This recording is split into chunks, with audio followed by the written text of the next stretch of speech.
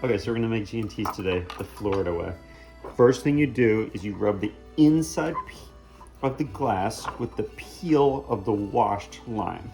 Then you give a little squeeze, and these are small G&Ts, so we're just doing the quick version. And we add our ice right to the top pretty much, not overfilled. We think about who we're serving and how much gin we have left and say, maybe about, oh, I don't know, oh, that looks nice. And, oh, that looks about nice. Oh, look, we have some extra. That means we can make another G&T. Give it all a swizzle. So you have to keep things mixing, otherwise it just tastes like straight alcohol. Nobody really wants that. It just tastes nasty after you're 21. Some Fever Tree comes out of nowhere, and we don't have a proper opener, so we use a can opener.